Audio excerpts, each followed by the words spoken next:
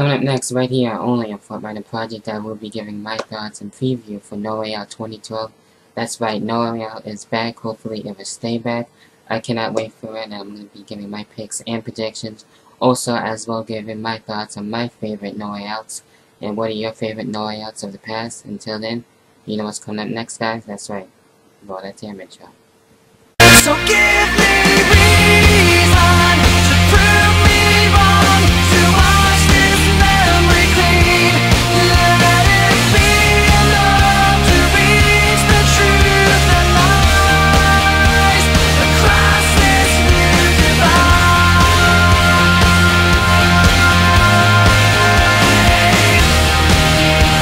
Across this new divide.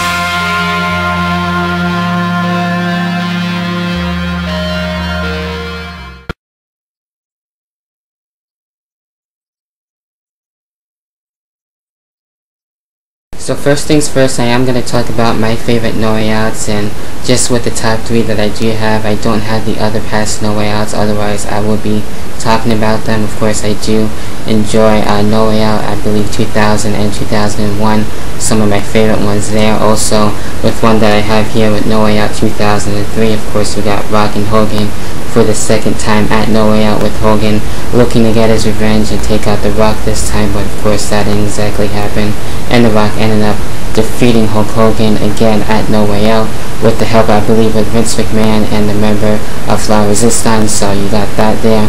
Also, we got Stone Cold and Eric Bischoff, and Stone Cold looking to take out Eric Bischoff, which I thought was fun.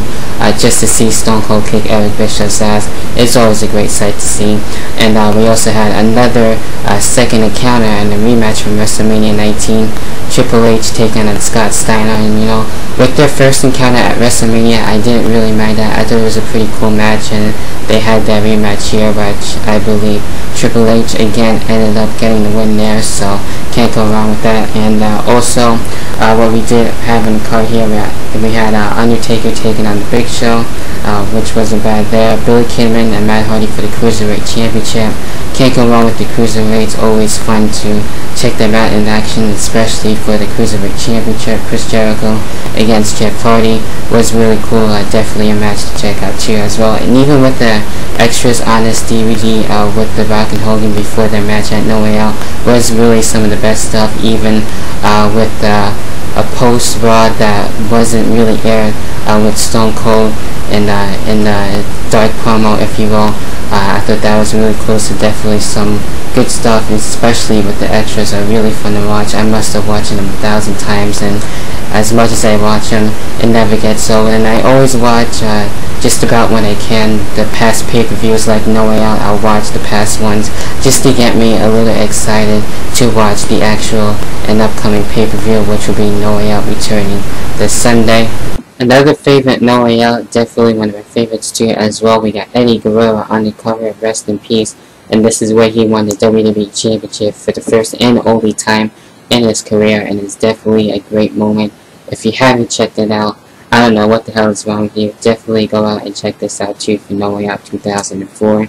Eddie Guerrero and Brock Lesnar had a great match there, and it was really cool just to have Eddie Guerrero get his first win, and it was a really great moment just to have that. And the fact that I own this on DVD is just fucking awesome. And we had other matches too on the card. We had a triple threat match for the #1 contendership for the WWE title. We had Kurt Angle, John Cena, and the Big Show, which wasn't bad there, and we're checking out there too as well.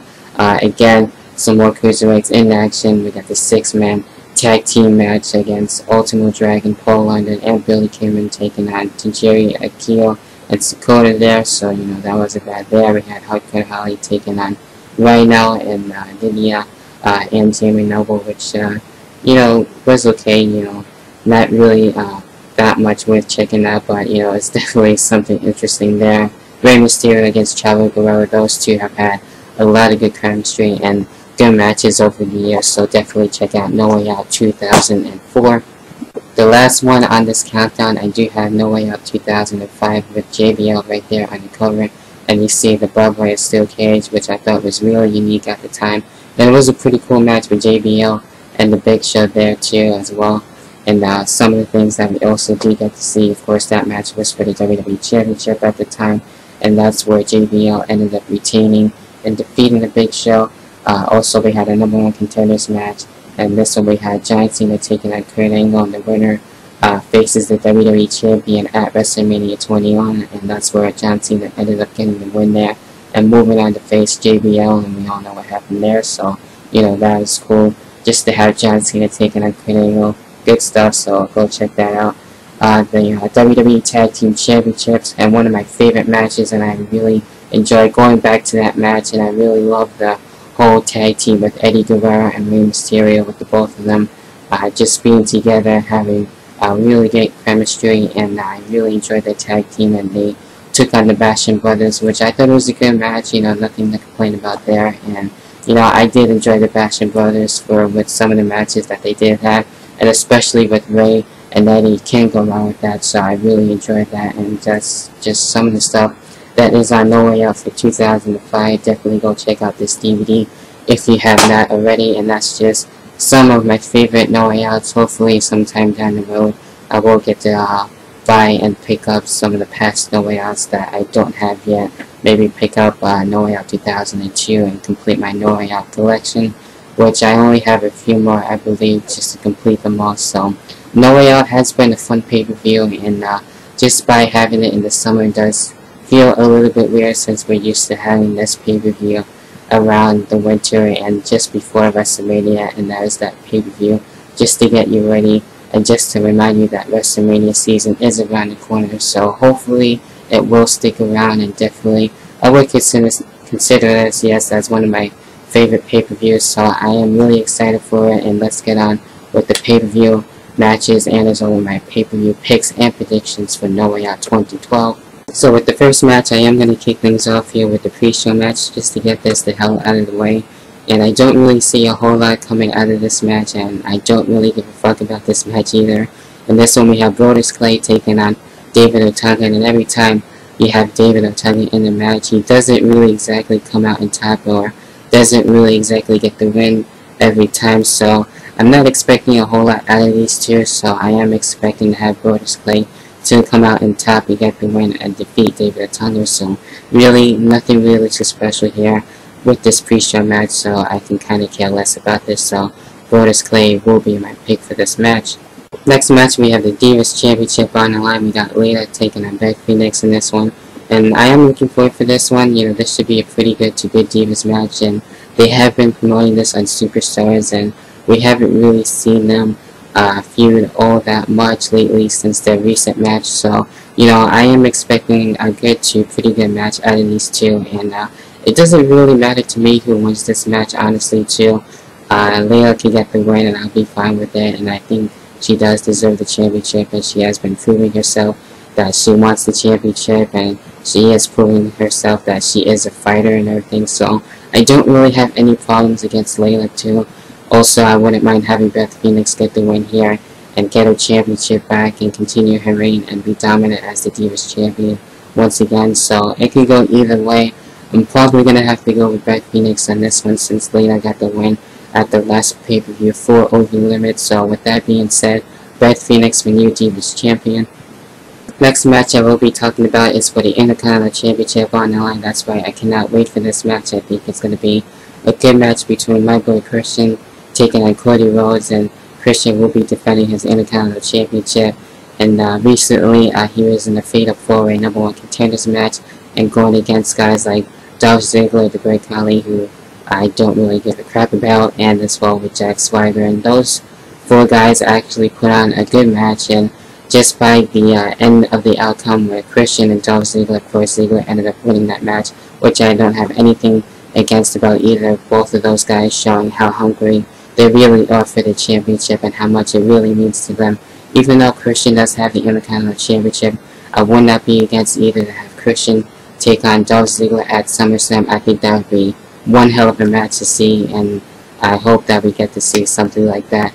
And I don't really exactly see Dolph Ziggler getting the win, so I will talk about that just a little bit with Dolph Ziggler's win going into his match against Sheamus. So I will talk about that a little bit. And with Christian going into TNA, I didn't really exactly talk about that. I was going to do a markout video moment, but You know, he didn't really do all that much over there in TNA. He just announced the top number one moment in TNA, and you know, even though he didn't really do too much, and I wasn't expecting him to even do a TV appearance, it was still so surreal to see Christian on TNA and trending for Christian Cage, and I thought that was really cool. Christian trending back to back on Raw and as well on TNA Slammiversary, which I thought it was a good pay-per-view. So I'm just mainly being a casual fan when it comes to that and enjoying the product, and I did enjoy it on Sunday. So I was debating if I wanted to do a review on it. So you know, it didn't really make too much sense since I was on Twitter and everything. So I still enjoyed it either way, and hopefully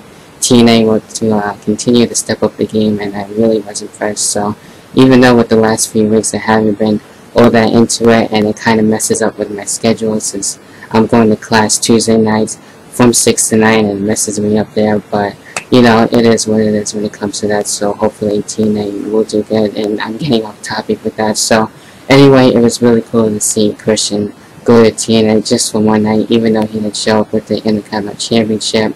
And I did talk about that a little briefly on YouTuber Interaction, which I was there with the Boston Fans 79, which was a great show. So if you have not seen YouTuber Interaction, it's a really good show.